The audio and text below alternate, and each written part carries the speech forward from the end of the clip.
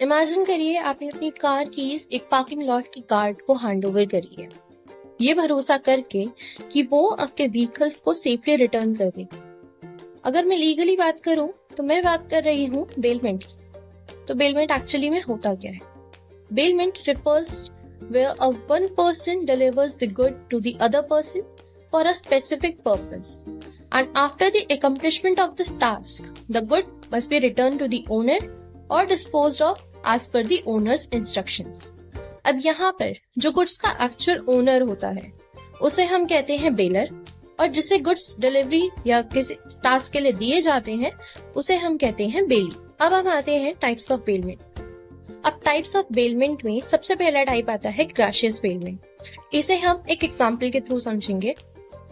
For example, आप out of station जा रहे हैं और आपका जो पेट है, आपने अपने नेबर को कहा कि वो आपके पेट का जब तक आप वापस नहीं आ जाते तब तक ध्यान रखें। और अब जब आप वापस आए हैं तो आपने अपने नेबर को एक मेयर थैंक यू बोलकर अपने पेट को अपने पास वापस ले लिया।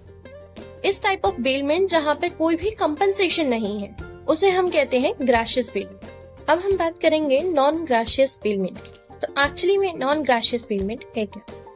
इस टाइप ऑफ बेलमेंट में या तो इन्वॉल्व होता है म्यूचुअल बेनिफिट या तो फिर कंपनसेशन।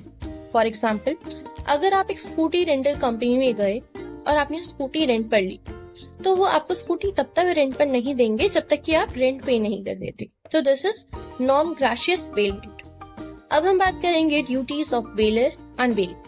सबसे पहले हम आते हैं ड्यूटीज ऑफ बेली पे। सबसे पहले उसकी ड्यूटी होती है कि अगर आपके गुड्स में कोई भी डिफेक्ट है, कोई भी फॉल्ट है, फॉर एग्जांपल अगर आपने कार को बेल किया है और आपके कार की ब्रेक्स में या फिर क्लच में कोई भी इशू है, तो आपकी ड्यूटी बनती है कि आप बेली को उस डिफेक्ट के बारे में ऑलरेडी इन्फॉर्म करके रखें। अब हम बात करेंगे ड्यूटीज ऑफ बेली के बारे में।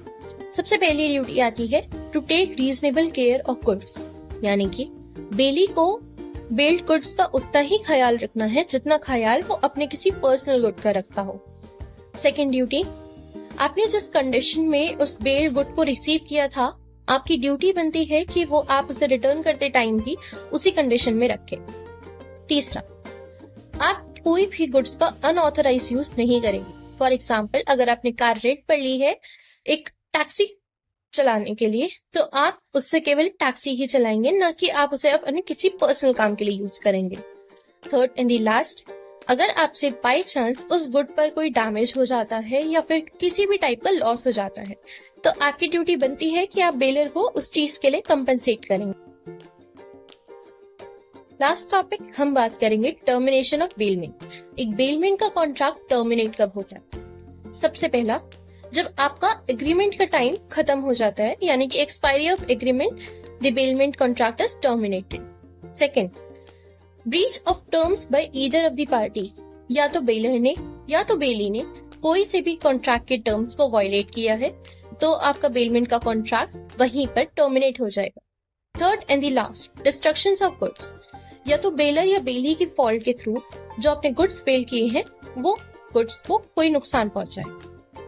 Thank you for listening. अब हम आएंगे नेक्स्ट किसी और टॉपिक के साथ। Thank you, till then bye bye.